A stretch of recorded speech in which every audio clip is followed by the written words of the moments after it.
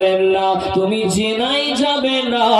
আমার আল্লাহ বলে বান্দারে, হে আমার বান্দেরা, তোমরা জিনা, তোমরা বেবিচারে পথে যাবে না, বেবিচার করবে না, বেবিচারের কাছে তোমরা যেও না।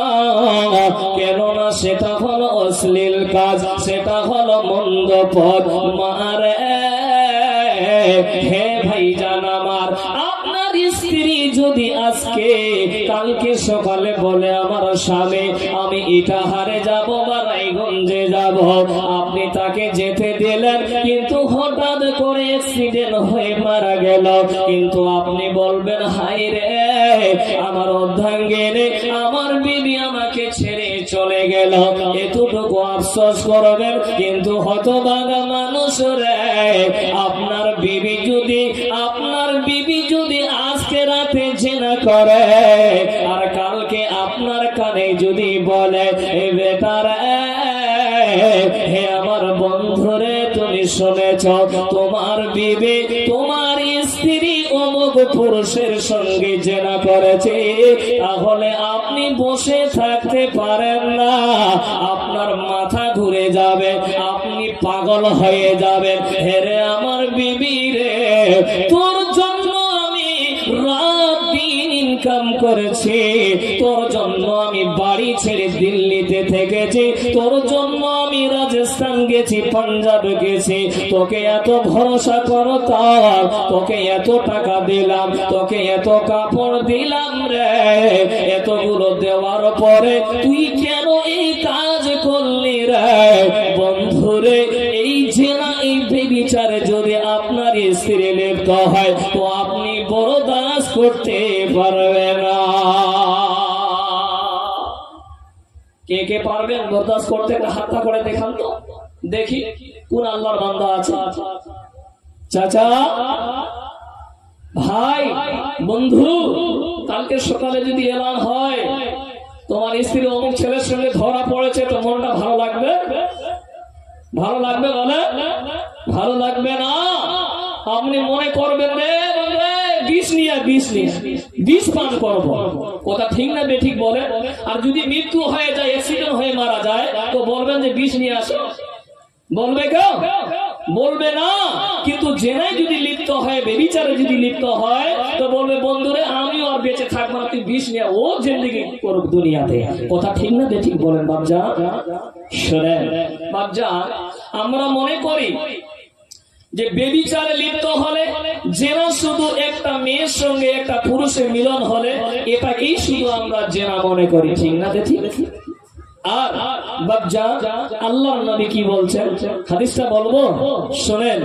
হাদিসের রাবি আনাবি হুরায়রা রাদিয়াল্লাহু তাআলা আনহু হতে বর্ণিত, রাসূল কারীম সাল্লাল্লাহু তাআলা আলাইহি সাল্লাম বলেন, কুতিবা আলা ইবনে আদম নাসিবুহু মিনাজ জিনা। আল্লাহর নবী বলে, উম্মত, হে মহিলার দল শুনে নেন, আল্লাহর নবী বলে উম্মত রে, আদমের সন্তানদের জন্য, আদমের সন্তানের উপরে জিনার একটি অংশ লেখা হয়েছে। এই পৃথিবীর মুখে যত মানুষ আছে, প্রত্যেকটা মানুষের একটা করে আল্লাহ অংশ লিখে দিয়েছে যে জিনা করবে। জিনাকে বন্ধ শোনেন, আল্লাহর নবী বলছেন, আপনি মনে করছেন একজন মহিলার সঙ্গে মিলন করলে এটাকে বলে বেবিচার, এটাকে বলে জিনা, কিন্তু আল্লাহর নবী বলে উম্মত, আমার আল্লাহ প্রত্যেকটা মানুষের জন্য একটা অংশ লিখে দিয়েছে জিনা। এক নম্বর হলো বন্ধু ফাল আইনে জিনা হুমান নাযারা।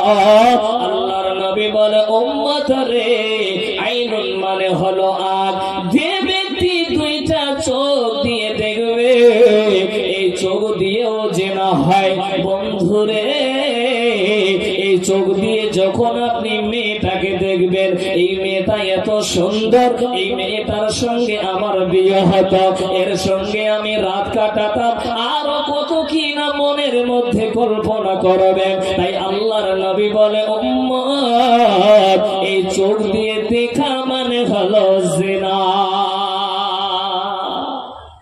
বাচ্চা এই চোখ দিয়ে যে দেখবেন এটাও একটা জেনা। যদি কোন নজরে আপনি একটা মহিলাকে তাকান, একটা মেয়েকে তাকান, তাহলে আপনার চোখ দিয়েও জেনা হয়। 2 নাম্বার আল্লাহর নবী বলছেন ওয়াল উযুনানি জিনাহুমাল ইসতিমাউ। আল্লাহর নবী বলে বান্দারে 2 কান দিয়ে শোনা, 2 কান দিয়ে শোনা রে, এই 2টা কান দিয়ে জেনা হয়।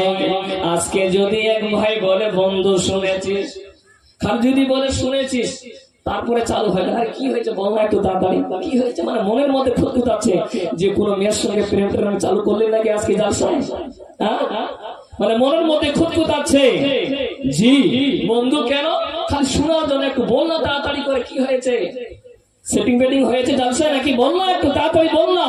এই যে শোনার জন্য আল্লাহর নবী বলছে উম্মত শোনে না ওরে, এই কান দিয়ে শোনা।